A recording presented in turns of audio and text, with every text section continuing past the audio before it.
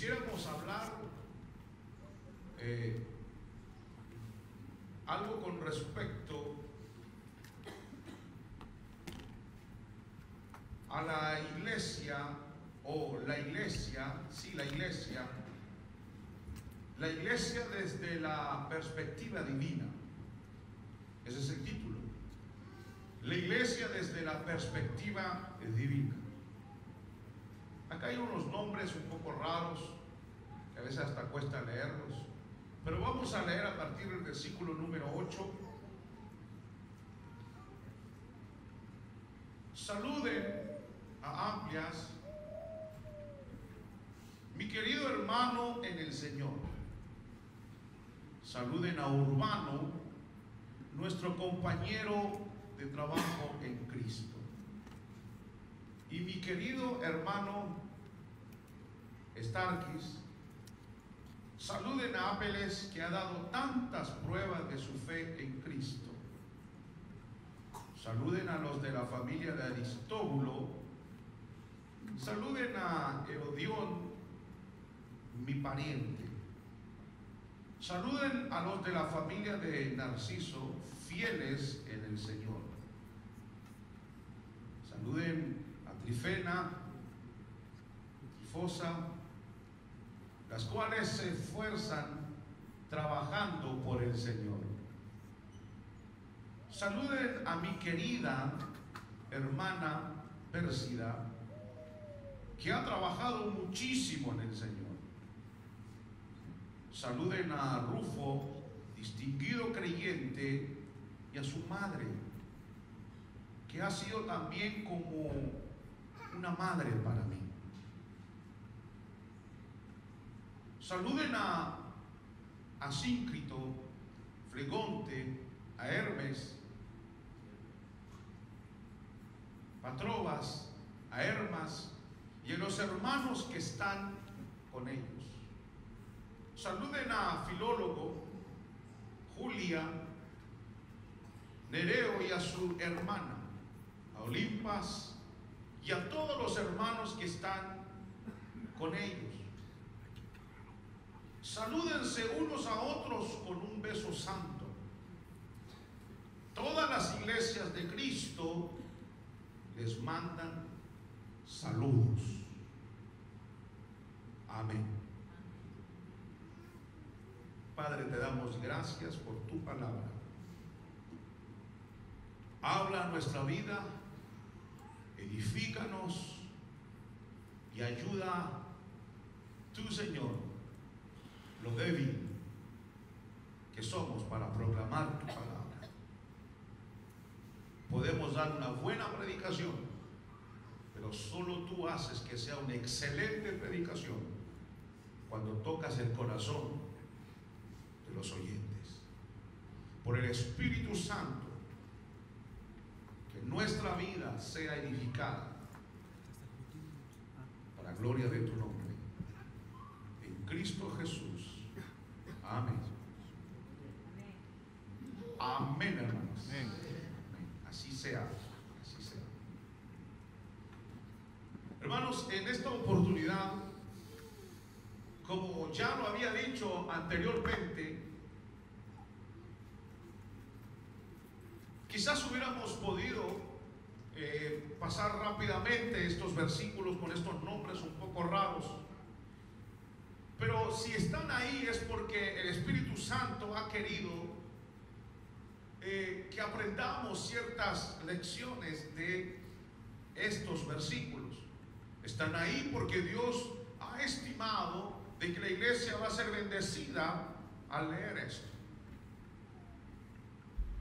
Y quisiera, hermanos, que con mucha atención, que me presten mucha atención en estos minutos, para poder un poco visualizar ciertas verdades que la palabra de Dios nos presenta.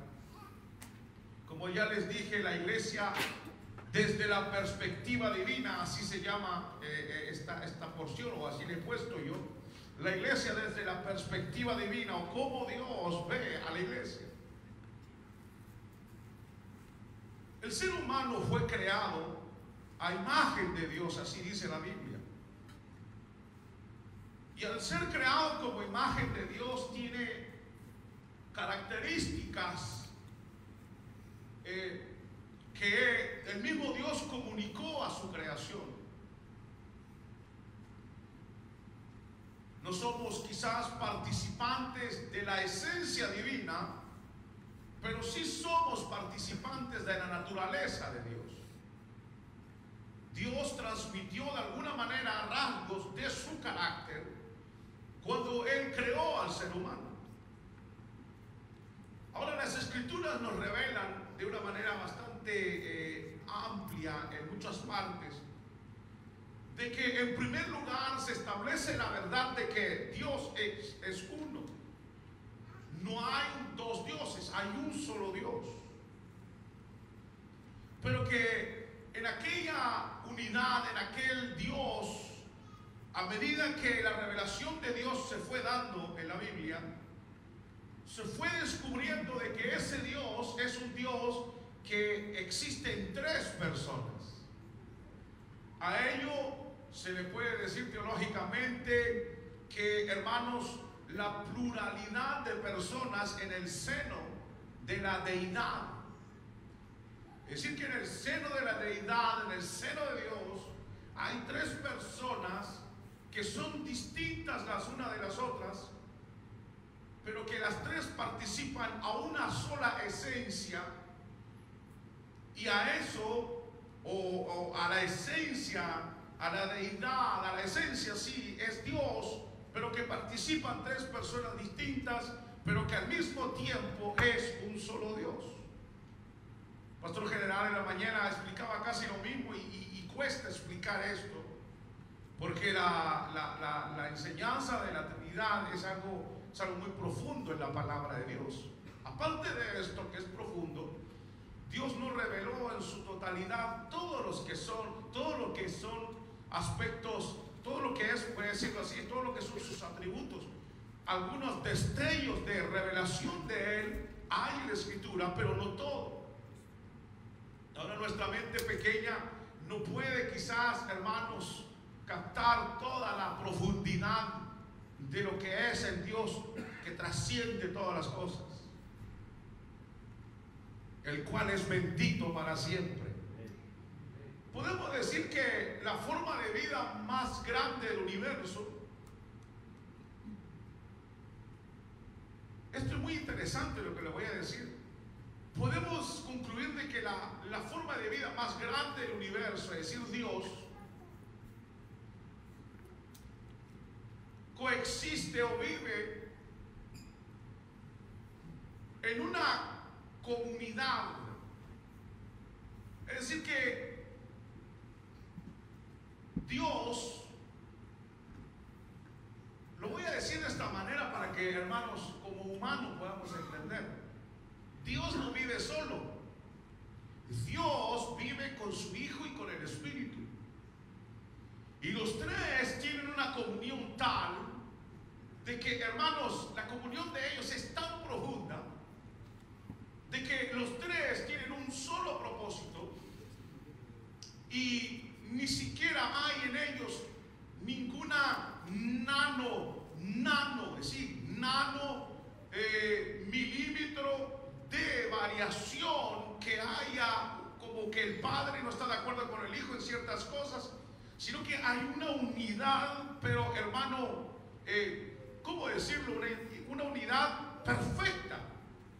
Los tres viven en esa comunión profunda, donde el uno se da al otro, donde ese amor es reflejado, es decir, a quien amaba el Padre en la eternidad. Si el Dios es amor, pues ama a su Hijo. El Hijo ama al Padre, el Espíritu ama al Padre y ama al Hijo.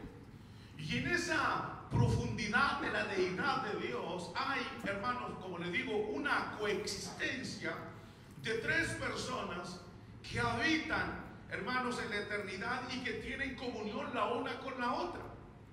Cuando analizamos Salmos, encontramos que Dios habla con su Hijo y el Hijo habla con su Padre.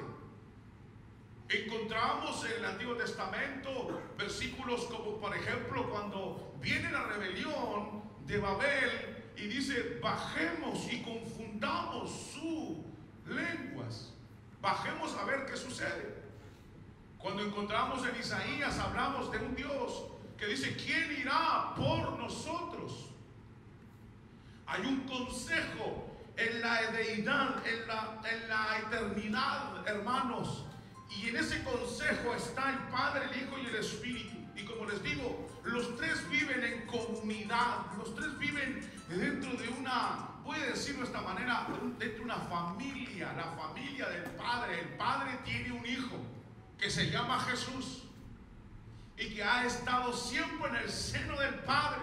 No ha tenido creación, engendramiento no significa que tuvo un comienzo en cierto momento. El Hijo de Dios es participante de la esencia divina, de tal manera que Él es Dios a la misma altura que el Padre y que el Espíritu. Hay un solo Dios, tres personas, y las tres personas coexisten eternamente en una comunión perfecta de comunidad. ¿Me están escuchando, hermanos? ¿Sí? Ahora, en esa comunión, ellos han tenido y lo tienen todo el tiempo. Viene Dios y crea al hombre, y al soplar en él le sopla el aliento de vida y le sopla, hermanos, algunos rasgos de su mismo carácter. Precisamente uno de los rasgos del carácter de Dios es vivir en comunidad. Y entonces crea al hombre. El hombre, la mujer es creada del hombre. Y cuando el hombre y la mujer son creados los dos, se vuelve una comunidad, tienen hijos y se vuelve una familia. Pero ¿de dónde nace ese deseo de comunidad? ¿De dónde nace el deseo de que el hombre se case, tenga hijos y viva en familia? ¿De dónde nace eso? No nace de alguna cultura que se le haya ocurrido. Viene de la imagen de Dios, por rasgo de Dios, porque en la eternidad Dios ya vive en comunidad. Entonces eso fue transmitido a los seres humanos. Y cuando encontramos en la Escritura, hermanos, y empezamos a pasearnos en la Escritura, a ver esta idea de comunidad, a ver la idea de familia, a ver la idea del acercamiento que tenemos, el esposo, la esposa, los hijos, el sobrino, la sobrina, la mamá, el papá, el abuelo, la abuela. Encontramos, hermanos, en toda la Escritura que esta verdad de comunidad, de vida, de comunión los unos con los otros, del acercamiento los unos a los otros, de esos lazos de hermandad, esos lazos familiares, hermanos, lo que encontramos en la Escritura, que en el caminar de la historia vamos viendo que esas verdades se van como, hermanos, desarrollando y como fortaleciéndose. Es decir, que hay principios que son eternos, que son expuestos en la palabra de Dios. Uno de los principios eternos, por ejemplo, es que cometer adulterio es pecado para Dios. Lo fue ayer, lo es hoy y lo será mañana. Son principios que nunca cambian.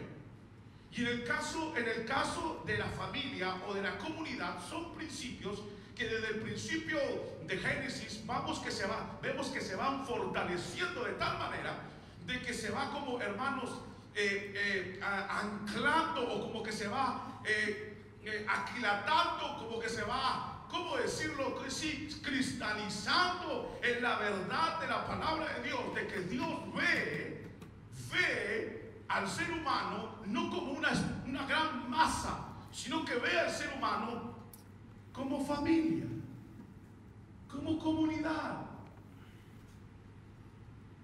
Ahora encontramos, por ejemplo, cuando Dios llama a Abraham, y le dice: deja a tus seres queridos ahí, a tu padre, a tu madre, y vete con tu esposa. Es decir, que no empieza la historia de Israel, no empieza con una gran muchedumbre, ni tampoco la humanidad empieza con una gran muchedumbre. La humanidad empieza con una familia. Y el pueblo de Israel también empieza con una familia. porción. Incluso cuando, hermanos, avanzamos un poco más, encontramos que Dios, hermanos, a Israel ¿cómo decirlo? Lo divide en clanes, lo divide en lo que le llamamos en el Nuevo Testamento en oikos, es decir, en clanes familiares, para que haya un orden dentro del pueblo de Israel. Miren, hermanos, este orden es bueno. Aquí en Josué capítulo 7, yo le voy a leer, dice así, versículo 16: Josué se levantó temprano en la mañana e hizo pasar a la gente de Israel por tribus, y fue señalada la tribu de Judá. Luego hizo pasar al frente a los grupos familiares de Judá, y fue señalado el de Sera. Pasaron al frente los de Sera por familias, y fue señalado Sabbi. Luego Sabbi trajo a su familia, hombre por hombre, y fue señalado Acán, hijo de Cami, nieto de Sabbi, de la tribu de Judá. ¿Cómo se encontró el hombre que había hecho que Israel no ganara la batalla? ¿Cómo lo encontró Josué? No le dijo Dios, mira, se llama fulano, sino que Dios lo fue nombrando. Llama a la tribu tal, ahora llama al clan tal, ahora llama a los hombres tal. Pero había un orden. Entonces Josué tenía claridad, y el pueblo de Israel estaba dividido de tal manera que se podía encontrar un individuo, y el individuo no estaba, hermanos, perdido en la masa, informe de un gran pueblo donde nadie sabe quién es quién. Judá. Usted preguntaba a un judío, ¿quién eres tú? Judío. ¿Y cuál es tu tribu? Judá o Neftalí. ¿Y quién es tu familia? Mi parentela se llama tanto.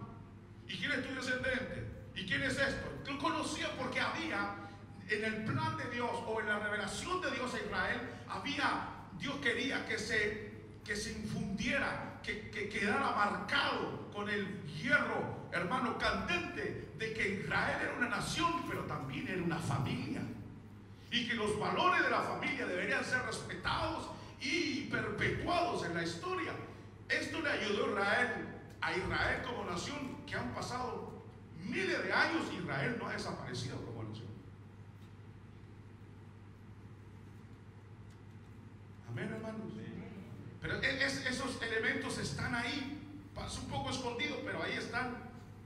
Ahora llegamos al Nuevo Testamento, y el Hijo de Dios viene, y entonces Él elige a 12 discípulos. Él estaba con la idea de la familia igualmente.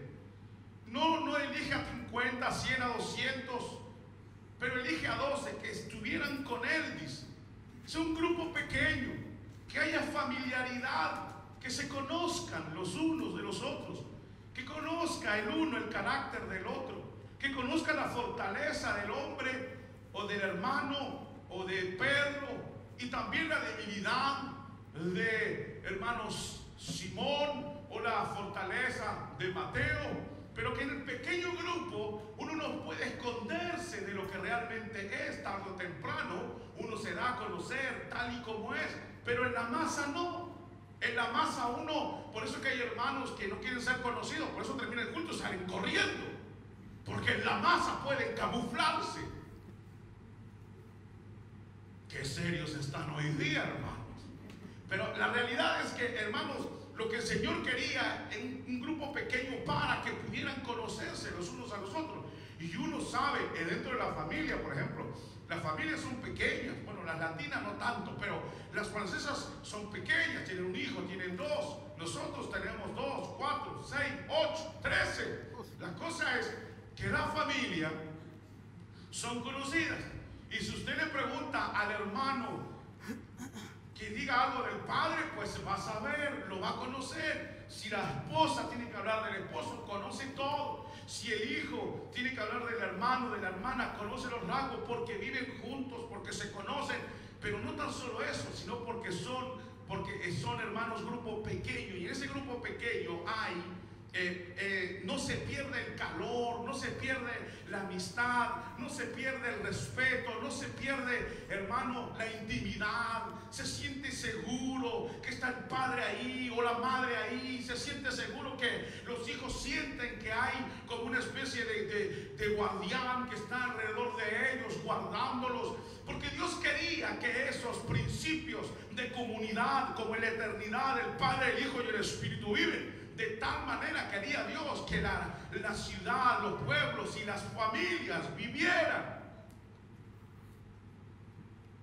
Ahora Jesús se encuentra con 12 discípulos y él encuentra, hermanos, que el Señor quería formarlos a ellos, y para formarlos, para poder uno transmitir algo y que la otra persona se le quede, no puedes tener 30 o 40 personas, debes tener un grupo reducido. Entonces, por eso que Dios redujo a Israel en pequeños grandes, y por eso que Jesús solo tuvo 12 discípulos. Envió a 70, pero no eran sus discípulos. Los discípulos eran los que estaban con él, ya se los dije. Pero esta noción de familia, esta noción de rasgos de familia, de intimidad, de respeto, de conocerse, de saber del otro, de entenderse, de vivir dentro de una intimidad familiar, hermanos, vino atravesando el Nuevo Testamento. Y ustedes, sobre todo los que han pasado las enseñanzas sobre lo que es los grupos familiares, sabrán que en el Nuevo Testamento la iglesia no tenía un local grande donde podían ellos, hermanos, reunirse como los tenemos ahora. ¿Dónde se reunía la iglesia? Ustedes lo saben. Se reunía en la casa de María, según Hechos. Se reunía en la casa de Priscila y Aquila, lo vimos en Romanos 16:3. En la casa de Ninfas, Colosenses 4. En la casa de Filimón, Filimón 2. En la casa alquilada que Pablo había alquilado cuando llegó a Roma. Es decir, que la noción de familia, la noción del acercamiento, la noción de que, hermanos, esos valores de comunidad, de que el Padre y el Hijo gozan desde la eternidad, ellos quisieron que atravesara por el Antiguo Testamento y llegara al Nuevo Testamento y entrara dentro de la iglesia. Y la iglesia se reunía en las casas. La iglesia tenía intimidad. En una casa no entran 50, 60. En una casa se entra pequeño. Y ahí hay intimidad, nos conocemos. Ya hay amor, ya hay más conocimiento del uno del otro. Ya se puede uno desarrollar más. Ya no está como a veces terminan los cultos y las personas que vienen por primera vez se encuentran solas al lado de la cafetería, mientras otros hermanos están hablando entre ellos y ellos están ahí solos. En un grupo pequeño no, porque ahí inmediatamente se sabe quién es nuevo. Entonces uno se interesa, le habla, le dice cómo está, bienvenido, cómo le va, dónde vive, en qué país, cómo está, cuánto dinero tiene. Y todos esos rasgos de familia se fueron dando en el Nuevo Testamento. El primer edificio que fue construido fue por allá por el año del siglo II, III, para hacer una iglesia. Pero esos rasgos de familia se quedaron dentro de la iglesia del Señor. Ahora, quiero llevarlos a ya Cristo murió, resucitó, las iglesias empezaron a establecerse. Y ahí en segunda de Timoteo, en el capítulo número 2, el versículo número 2, dice, ya Pablo ahí, en ese contexto, Pablo está ya a punto de partir a la eternidad. Se va dejando detrás una iglesia grande, iglesias establecidas, pero también se va dejando atrás, en este caso a Timoteo, el que iba a retomar la obra de Dios en Éfeso. Entonces, según en Timoteo capítulo 2, podemos decir, hermanos, que Timoteo es un cristiano ya de la segunda generación, un cristiano que ya, hermanos, vio al apóstol, pero el apóstol está a punto de morir y él se proyecta al futuro. Y entonces, como segunda generación, el versículo 2 dice así, según en Timoteo 2:2 dice, y lo que habéis oído de mí en presencia de muchos testigos, confiando a hombres fieles, capaces de enseñar también a otros. Es decir, que Pablo aquí está diciendo, es decir, Jesús llama a Pablo, primera generación. Pablo a Timoteo, segunda generación. Los discípulos de Timoteo, hombres fieles, tercera generación. Los discípulos fieles de Timoteo, cuarta generación.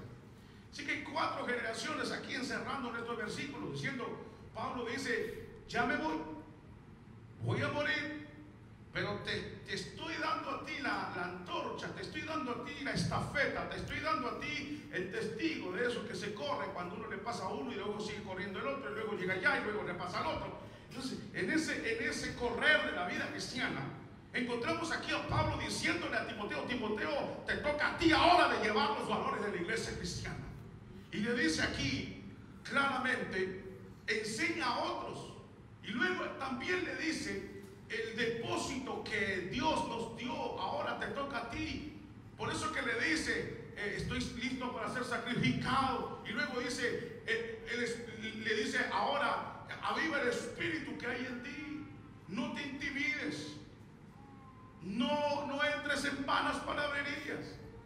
Y le instruye, pero le deja delegado, le delega la obra de Dios allí en Éfeso. Pero no solo le deja, hermano, personas, sino que le deja la herencia misma o lo que él había predicado durante tantos años, y también deja los valores que el mismo apóstol había aprendido de Jesucristo y que, hermanos, ahora le tocaba a Timoteo de administrar los bienes sagrados de Dios. Y dentro de esos bienes, hermanos, está la iglesia de Cristo. Ahora, cuando hablamos de iglesia de Cristo, no estamos hablando o no queremos cometer el error del anacronismo, de pensar de que la iglesia de Cristo en ese entonces es lo que hoy día nosotros le llamamos a los locales, a catedrales, de nada de eso, sino que estamos hablando de grupos oicos, familias, clanes que conformaban la iglesia en Éfeso, en Galacia y en diferentes partes. Eran familias que componían con otra familia y otra, y harían clanes. No habían locales, habían casas, incluso hasta sinagogas se usaban igualmente. Se piensa que era una sinagoga, puede ser en el lugar alto cuando vino el Espíritu de Dios.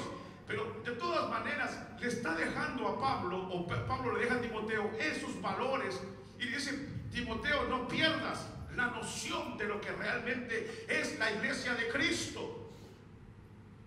No pierdas la realidad de las cosas, que no se diluya, que esto no se vuelva una religión, que esto sea, hermano, le dice a Timoteo, entretenido, cuidado, que no se enfríe, que no se vuelva una religión muerta, que no se vuelva algo como frívolo, donde uno está en un grupo, en una masa, y no tiene identidad, y nadie sabe quién es quién, y no le importa si estoy bien, si estoy mal, si estoy enfermo, si las cosas me van bien o me van mal. Esa indiferencia que el mundo tenía, el Señor le dice a Pablo, o Pablo le dice a Timoteo: Timoteo, los valores del reino de Dios que me fueron transmitidos son los siguientes. ¿Cuáles son? Hay muchos, pero entre ellos se lo quiero leer en 1 Timoteo 5. Uno de los valores, o los valores que él quería que Timoteo, que la segunda generación no perdiera, era, en 1 Timoteo 5 dice así el versículo número 1. Dice: dice, no reprendas con dureza al anciano, sino más bien exhórtalo como a padre. ¿Oyeron eso? Cuando exhortes a una persona con más edad, lo puedes hacer, pero dice: hazlo como a padre. ¿Qué encontramos ahí? Valores de familia, que yo debo considerar como padre a los más ancianos dentro de la iglesia. Luego dice: exhortándolo como a padre a los más, dice, exhortándolo como padre a los más jóvenes como hermanos, pero no hermanos en el sentido espiritual, hermanos como si fueran de la misma familia. Luego dice: a las ancianas como a madres, como a madres, a las más jóvenes como hermanas, con toda pureza. Si el apóstol está transmitiendo estos valores familiares a la segunda generación de la iglesia que vendría, hermano, estos tremendos valores, yo me pregunto, ¿cómo serán nuestras familias entonces? Debe ser el cielo en la tierra.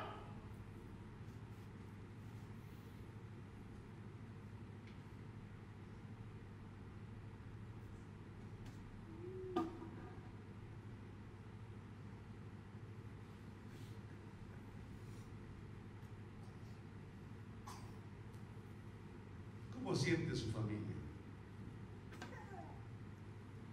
¿Cómo siente que los valores familiares en su casa se están desarrollando? Ahora, hay gente que le dijeron algo, pastor. Nada. Esos son los versículos que están ahí. Y no nos hemos saltado nada. Lo que pasa es que Dios quiere hablarnos.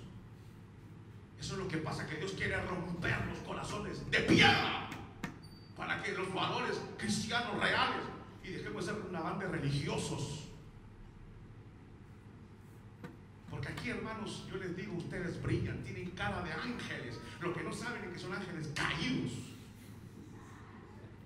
Pero que tienen cara de ángeles, sí. Pero ¿quién sabrá uno qué pasará en la casa? ¿Cómo tratará la mujer a su amado y tierno esposo? ¿Cómo el esposo tratará a su esposa? Le cocinará a veces. Hará de tanto en tanto la cama el esposo. ¿Dónde están esos valores que Pablo aquí le está transmitiendo? Dice, pero estos son valores que se están transmitiendo en la iglesia. Entonces la pregunta es, ¿cómo estará entonces nuestra familia? Y no olvida, el versículo 3 dice, no olvida, honra a las viudas que en verdad son viudas. ¿Sabe lo que dice ahí? Hónralas. Hónralas. Pero si alguna viuda tiene hijos o nietos, que aprendan esto primero, a mostrar piedad para con su propia familia. Y a recompensar, oigan, y a recompensar a sus padres. Esto es agradable a Dios.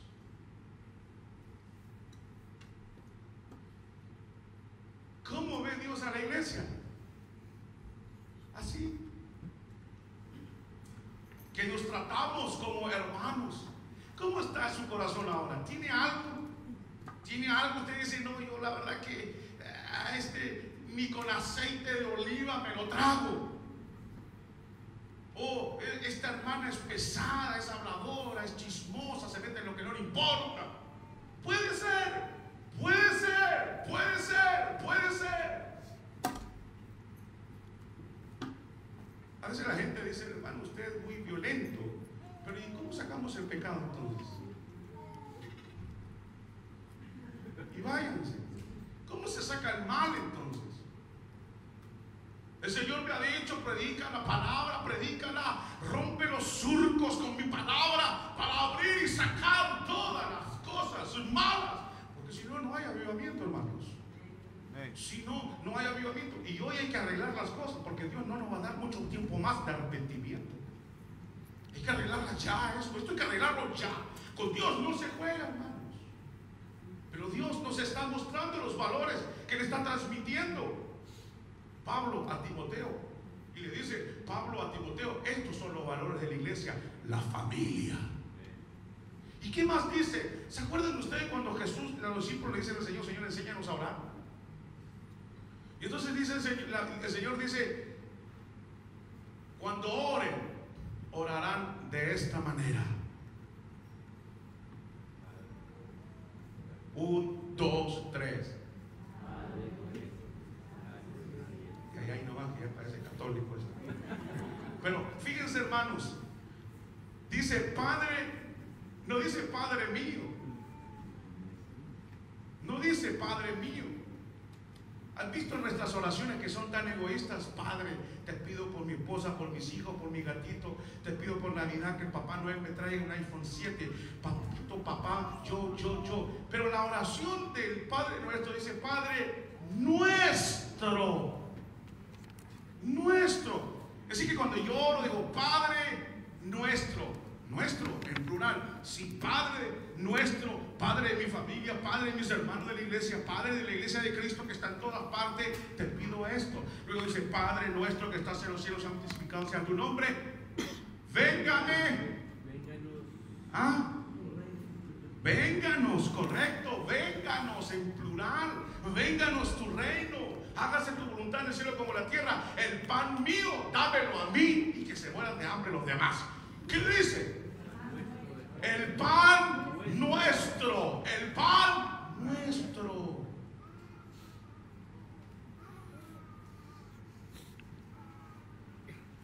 y perdona mis deudas. ¿Así dice? Perdona nuestras. Está hablando de la familia de Dios. No estoy hablando de mí mismo, solo de mí, hermanos amados, queridos, tiernos. Los amo el Señor, y el Señor los ama mucho. Los ama, los ama. Sonríanse que Cristo los ama.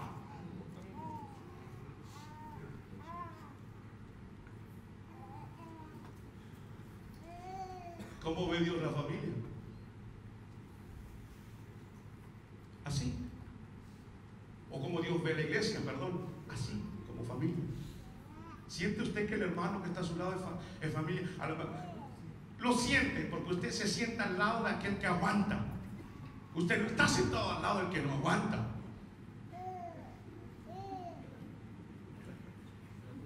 Por eso es que parece que todo va bien, porque siempre se sientan al lado del que aguanta. Entonces, claro, díganle al que está a su lado que lo amo. ¿Cómo no? Yo te amo.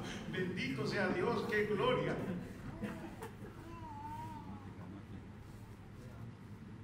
Pero hermanos amados, lamento decirles, el departamento hispano lo vamos a cerrar. Sí, es que ya no aguantamos, hermanos. Hay mucho pecado aquí. De verdad. Y nosotros nos arreglamos para seguir adelante como estamos. Y decimos, no, si Dios no ve, Dios no ve. Dios no ve del cielo. El que hizo el ojo no ve, dice el salmista. El que hizo el oído no oye. A Natanael le dijeron cuando el Señor lo miró de lejos, le dijo, he aquí un varón verdadero israelita. Y Natanael le dijo, ¿y cómo sabes de mí si no me conoces?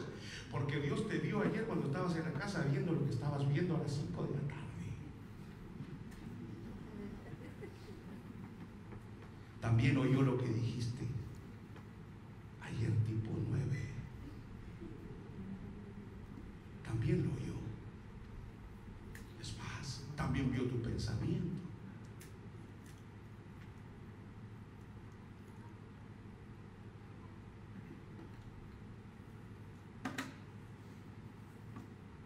Si nosotros no recuperamos, porque esto, miren hermano, yo sé cómo se sienten muchos de ustedes. ¿Saben cómo se sienten? Se lo voy a decir. Ustedes se sienten como el que tiene que llevar la obra adelante es el pastor.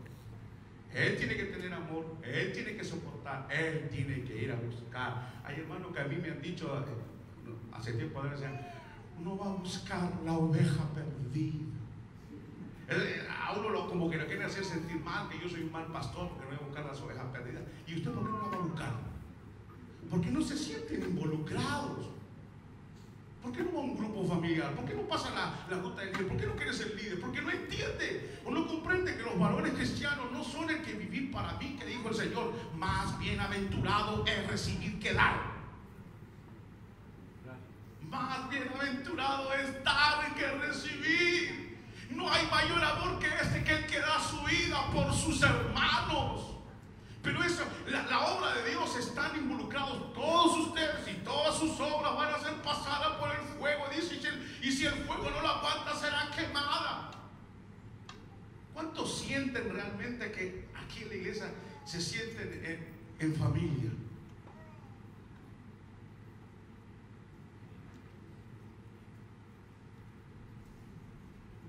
No les digo que hay que cerrar este departamento.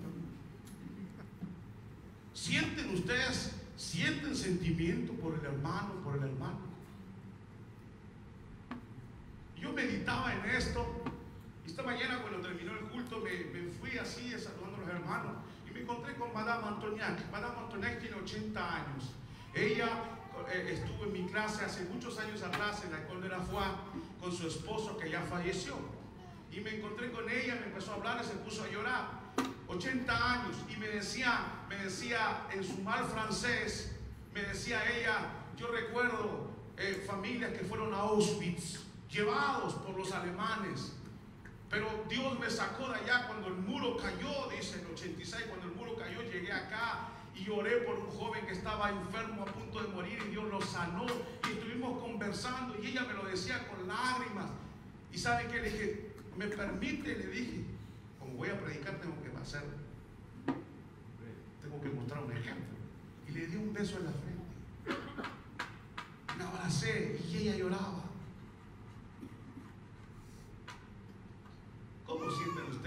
más ancianas que están aquí dentro de la iglesia. ¿Cómo se sentirá mi hermanita que está aquí, las más ancianas? ¿La saludan a veces? Es verdad que es pequeñita y a veces pasa entre medio y nadie la ve. ¿La sienten como una mamá? Si me sienten a mí como su papá. No, yo no soy su papá. Pero sienten ustedes que hay lazos, o aquí todos somos, aquí no estamos haciendo nada, hermano. Vayamos todos a la iglesia católica, sería lo mismo. Quizás allí encontraríamos más gente. Terminamos en los versículos que dice Pablo. Romanos 16, versículo número 8.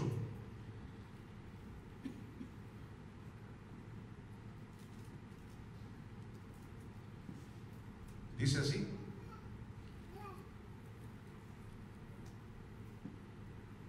saluden. ¿Quién? ¿Y qué dice después? Dice así: saludad. Bueno, yo tengo la NBI. Saludad a mi querido hermano. Fíjense cómo trata él al hermano Amplias. Mi querido. Como el que está al lado tuyo te dice amén a todo, dile al que está detrás: mi querido hermano, mi querida hermana, mi querido hermano.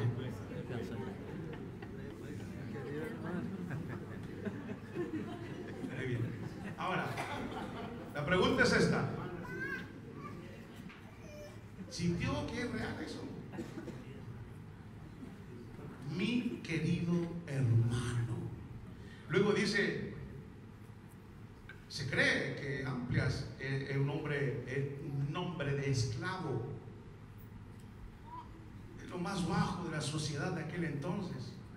Pero él dice: mi amado hermano, mi amado hermano. El gran apóstol Pablo, mi amado hermano, que a lo mejor era esclavo. Luego el versículo 9: saludan a Urbano, nuestro colaborador en Cristo, y a mi querido hermano está aquí. Mi querido hermano. Digan conmigo: mi querido. Una vez más. Una vez más. Así se deben saludar, hermanos. Mi querido hermano, mi querida hermana. Algunos no dan ganas, pero eso lo veremos en la próxima ocasión. De verdad, a veces uno... Pero es lo que dijo Jesús en el Sermón del Monte: si ustedes le hacen bien a los que le pueden hacer bien, ¿qué ganancia tienen? Háganle bien a los que no le pueden hacer bien. ¿Qué tal si saluda al que odia ahora cuando salga? Para sacar foto y saber a quién odia usted. Pero esto no se trata, y yo creo que porque en el mundo latino yo sé cómo somos, la emotividad es muy grande. Pero yo le quiero decir esto: estos son rasgos de los verdaderos discípulos de Cristo, de la verdadera iglesia. Es un carácter, es el carácter de Cristo en nosotros. Esto no es hoy día te amo y mañana te odio. Esto debe estar en nosotros, debe ser parte de nosotros. Verso 10: saluden a Aples, el aprobado en Cristo, hermano probado en la prueba.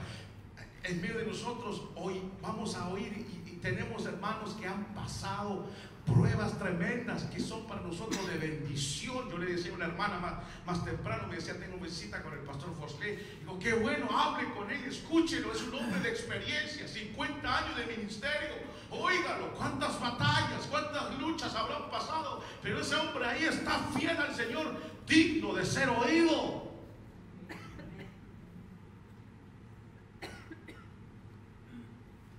Saludad a los de la casa de Aristóbulo. Fíjense cómo cambia el tono. Saludad a los de la casa de Aristóbulo. No se sabe si Aristóbulo había muerto porque no lo saluda directamente, o no era creyente, pero ya no le dice hermano. Cuando usted va a su trabajo, ¿cómo le dice al patrón cuando lo saluda en la mañana usted? Buenos días, hermano. En francés, los que son franceses. ¿Cómo le dice a su hermano, a su patrón? Bonjour, mon frère. Ese lenguaje es único de la familia de Dios. Es único de la familia de Cristo. Hermano, hermana. Saludad a lo de la casa de Aristóbulo. Saludad a Herodión, mi pariente. Saludad a Herodión, mi pariente. Este hombre no era cristiano, hermanos. Saludad a los de la casa de Narciso, los de la casa. Está hablando de esa intimidad que existía dentro de la iglesia en esos tiempos y que lamentablemente en nuestros tiempos se ha ido enfriando, porque el amor de muchos se enfriará, quizás. Verso 12, saludad a Trifena y a Trifosa, obreras del Señor. Saludad a la querida hermana Pérsida, querida hermana Pérsida, que ha trabajado mucho en el Señor. Verso 13, saludad a Rufo, escogido en el Señor. Miren, hermanos, les quiero decir esto. Si usted lee el Evangelio de Juan, va a encontrar que el Evangelio habla de el discípulo amado. El discípulo, no habla de apóstoles, el discípulo. Es el que era como que el Evangelio fue escrito en medio de iglesias que, hermanos, creían en la jerarquía, pero no le daban el realce que le da hoy día la gente cuando dicen: aquí viene el gran siervo de Dios, aquí viene el apóstol de los apóstoles, aquí viene el profeta de no sé qué. Había como que todo, cada uno tenía su. Y le voy a decir esto: nosotros no tenemos, se lo he dicho muchas veces, no tenemos una posición, nosotros tenemos funciones en el cuerpo de Cristo. Quien tiene una posición es solamente Cristo, que es la cabeza. Pero dentro de esas diferencias de ministerio, de obra que cada uno de nosotros hemos recibido, nos respetamos mutuamente, nos damos el uno al otro, pero eso a mí no me hace más grande que el otro. ¿Oyeron? No me hace más grande que el otro. Yo no soy más grande que nadie, ninguno de nosotros. Entonces dice aquí, repitamos el verso 13, saludad a Rufo, escogido en el Señor. No le dice nada a Rufo, ¿no? ¿Conocía usted al hermano Rufo? Pues yo le voy a decir quién era el hermano Rufo. El hermano Rufo se cree, escuchen bien, que era hijo de José de Arimatea, quien le ayudó a cargar la cruz a Cristo.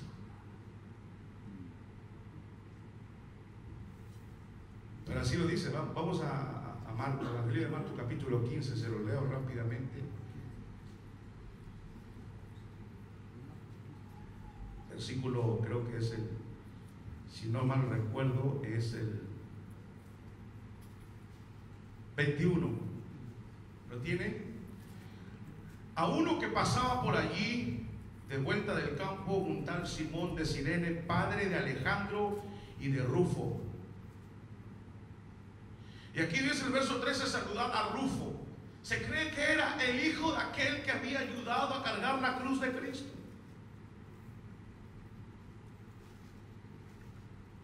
Pero, hermano, en la historia de la iglesia, ¿cuántas astillas que ha tenido sagrada de la Santa Cruz? Si las juntamos todas, podríamos hacer un arca de Noé entera, porque eso es falso. Pero aquí, al supuesto hombre que su papá le había ayudado a cargar la cruz de Cristo, le dice: hermano, saluden a Rufo, escogido del Señor, no era más que otros. Podría él haber dicho: miren, mi papá le ayudó a cargar la cruz a Cristo. Yo no soy cualquier cosa, hermano. Mi papá le ayudó. Como el otro que dice, claro, él dice: mi papá mató el mar muerto. Falsedades. Pero este hombre podría haber dicho: yo, Pablo, a mí me saludas como aquel que ayudó al maestro a cargar la cruz. Pero no es así. Es como Santiago, cuando escribe su epístola, dice: Santiago, esclavo de Cristo. Y era su hermano, o medio hermano. Podría haber dicho, bueno, yo como medio hermano de la familia de Cristo quiero mandar y decir, no, yo como esclavo de Cristo. Había una humildad, no había uno más grande que el otro. ¿Cómo siente usted a los hermanos? ¿Sabe cómo lo debe sentir? Pablo lo dice, mayor que usted. Y no tener mayor concepto que el que debemos tener. Luego dice, ya para ir acabando, dice, también a su madre y mía. Pero la madre de Rufo no era la madre de Pablo. ¿Y por qué le dice madre mía? Le dice madre mía por el afecto que le dice Pablo a Timoteo cuando dice a las ancianas, considéralas como madres. ¿Han visto el calor que hay? No en la sala hace frío, pero ¿han visto el calor que hay en estas palabras?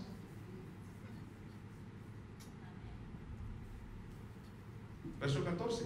Saludar a Asíncrito, Flegonte, Hermes, Patrobas, Hermas y los hermanos con ellos. ¿Quién son ellos? Nadie sabe quiénes son. Pero Dios no nos olvidó. Se cree que eran responsables de clanes, de iglesias.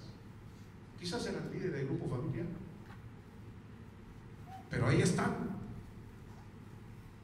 Verso 15. Saludar a Filólogo y a Julia, Nereo y a su hermana y a Olimpas y a todos los santos que están con ellos. Esos eran grupos oicos, eran grupos como les dije yo, que eran grupos como familiares. Verso 16, saludaos los unos a los otros con un beso santo. Todas las iglesias de Cristo, la iglesia es de Cristo, os saludan. Hermanos, Dios, Pablo se tomó el tiempo de saludar a sus hermanos. Él pudiera haber dicho saludos a todos los que están en Roma, amén. Pero saludó a uno por uno. Salúdeme, hermano. ¿Por qué? Yo cuando leí esto digo, ¿por qué se tomó todo este tiempo? ¿O por qué dictó esto? Porque fue dictado esto, lo vamos a ver más adelante. Porque para Pablo eran familia de él. Para él, esas hermanas ancianas eran como madres para él. Y esos hermanos eran como hermanos de carne para él. ¿Dónde está ese espíritu cristiano en el día de hoy? Que no necesariamente debe solo el pastor andar, bueno hermano, venga a mi casa, le invito a comer, a usted también, y a usted también, y la próxima semana y usted también, y todos esperando ahí como niñitos la leche, como bebé, cuando usted debe también promover los valores de la iglesia cristiana. ¿Dónde está esto hoy día? Pablo se toma el tiempo de saludar a los hermanos uno por uno y se acuerda, dígale a la hermana tanto esto, dígale a la otra esto, dígale al hermano esto, dígale a este otro, denle el saludo a mi hermano aquí, denle el saludo allá, y allá, y acá, y allá. Y en el tiempo que vivimos nosotros, donde nosotros los mensajes lo hacemos hasta con monos ya. Cuando queremos decir estoy contento, mandamos un smiley. Ya ni escribimos. Ni tenemos el tiempo de saludarnos cuando nos vamos de la iglesia.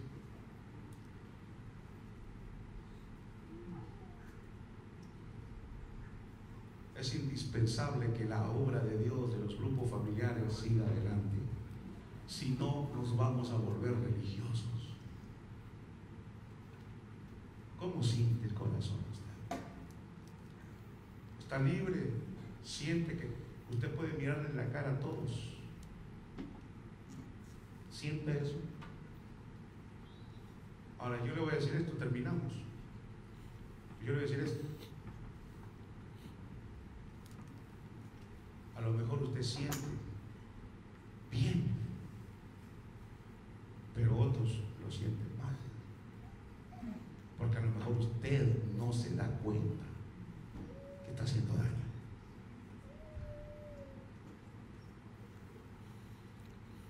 ¿Cómo arreglar eso? Hablando y Pablo lo va a decir aquí.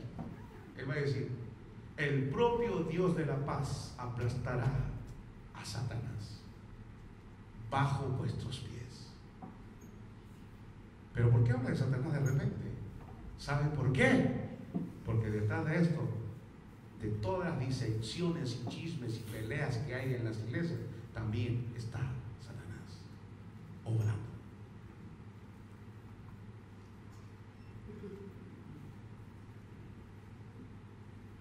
¿Cómo estamos como familia de Cristo?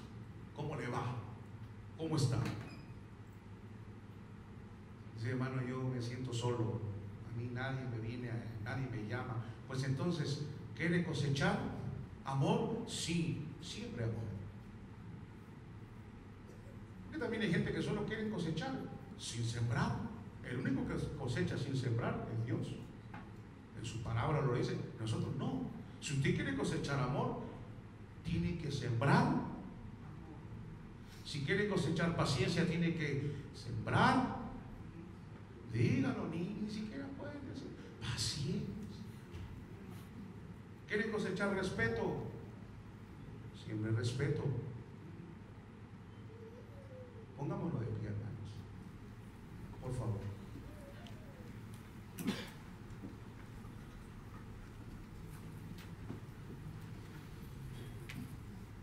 Yo le pregunto esto: